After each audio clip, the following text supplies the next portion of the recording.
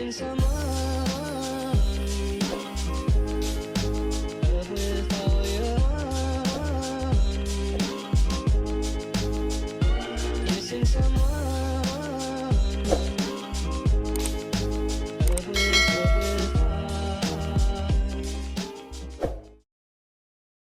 What's up, guys? Welcome back to my channel. My name is Lauren. For those of you guys who are new, I go by Locks by Lauren on Instagram, and today I have another color correction for you guys. So this client of mine, she's a brand new client and she's wanting to go as blonde as possible. She had a trip coming up, so my goal was to try and get her as light as possible. I believe her last stylist did like an open air balayage on her, so there is a lot of like dimension in this color. So she has a lot of levels in her hair, ranging from like level 6 to like maybe a level 9. So I had to be very careful in the way that I tackled this color correction.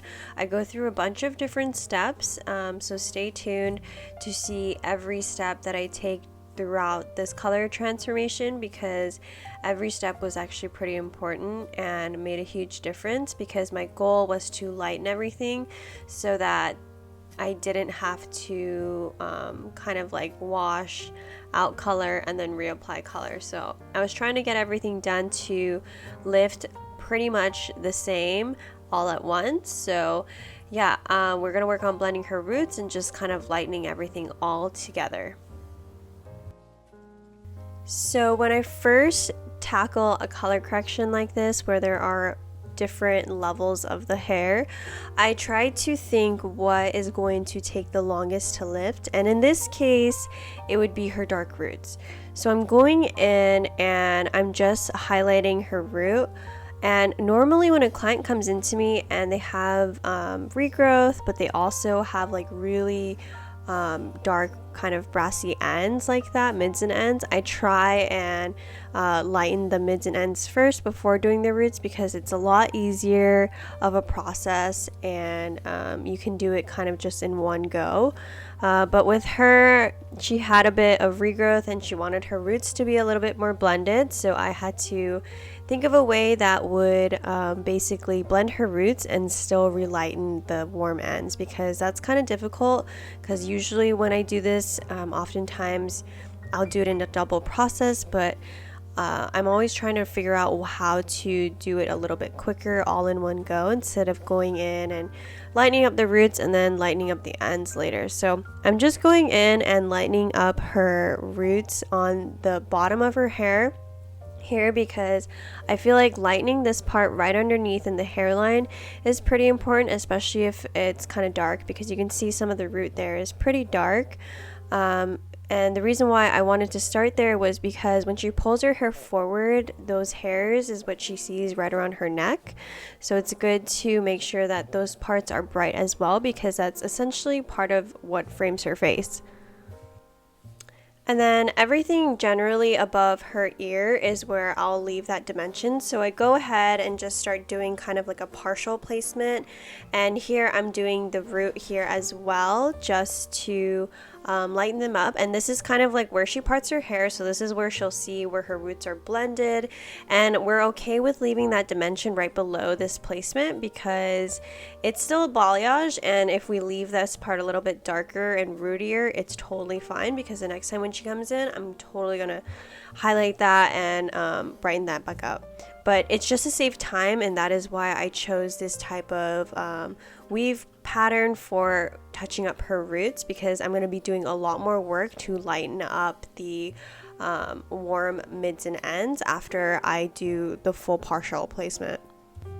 And then for her formula, I am using some Blonde Me with 20 volume to just highlight the dark part, because I want this part to lighten and match up with the rest. So the rest that I'm going to be putting on her hair that are already light, I'm going to be using and dropping it down to like 6 volume, and that will just help the root catch up to the mids and ends where all the blonde is.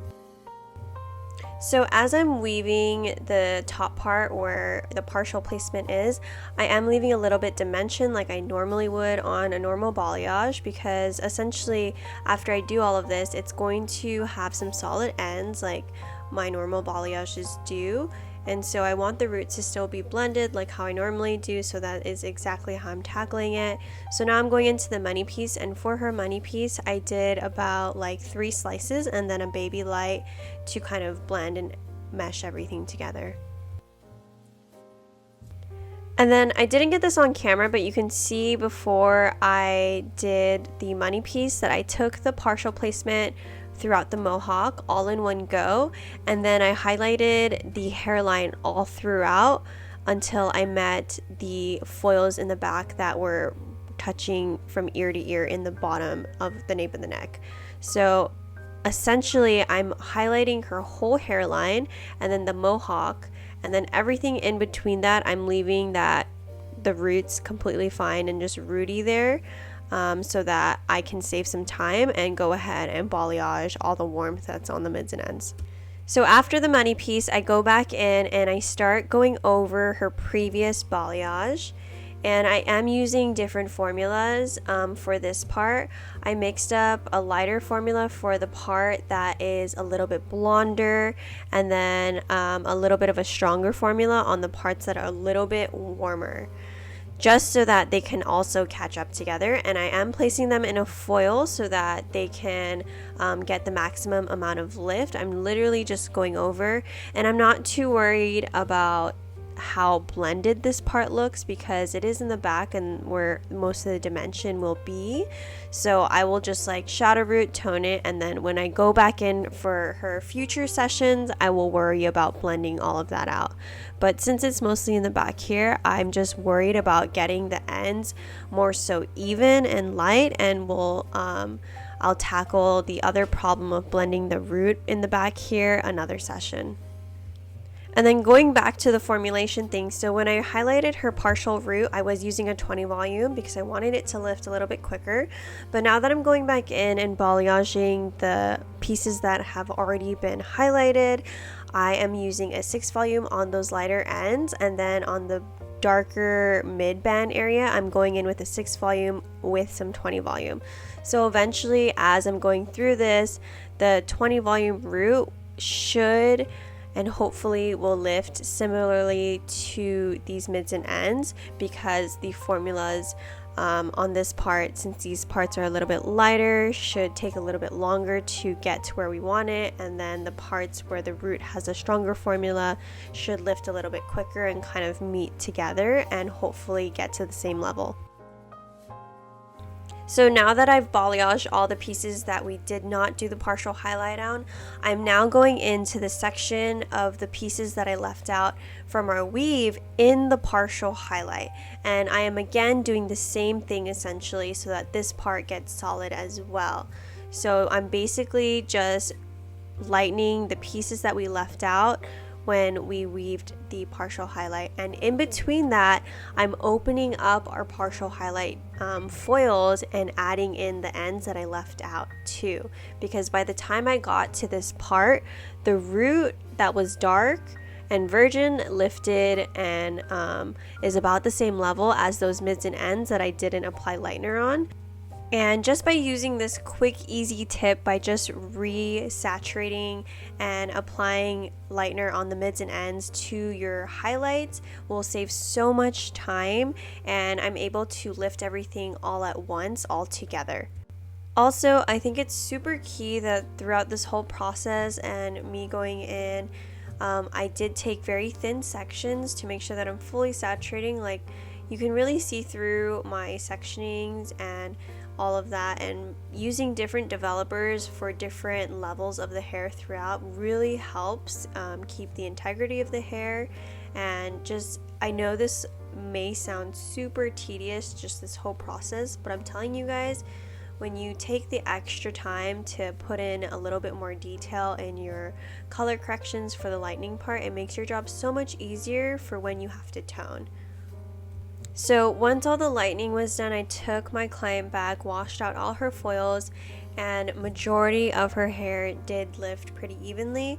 For her toner formula, I used the Pulprite Liquid Demis, and I used 7-0 on her root, and then I mixed up some 8-1 and 8-2 for her blonde. I applied the color on her mids and then on her ends afterwards. Alrighty guys, so here is the finished result. You can see how bright and blonde it is. I think this was a pretty good dang first session for her because I feel like I got her pretty light and everything looked super even and her roots were nicely blended, and honestly it was perfect for what she wanted. And when she comes back in, I'm going to do more of a full highlight, so I will be highlighting all that dimension that I left out last time. But she really loved it. I mean, you can see a little bit of warmth on those pieces that we just balayaged and we didn't really touch the root of those, but other than that it looks generally pretty ashy and the same level considering what she came in with. And her hair still felt super healthy afterwards, and she just has to, you know, use some really great products and make sure that she moisturizes her hair very well, because I did tell her hair is pretty light under the toner and this is gonna fade beautifully. She just needs to maintain it with some color safe sulfate free shampoo and then occasional purple shampoo, which I really recommend the Pulp-Bright Barcelona one. It's really great and pigmented. But yeah, I hope you guys learned something new. I mean, every color correction is different. I don't think anyone will ever do the same exact steps that I did in this video, but I hope this inspires you and helps you with your next color correction. But thank you guys so much for watching and tuning into this week's video, and I will talk to you guys next week.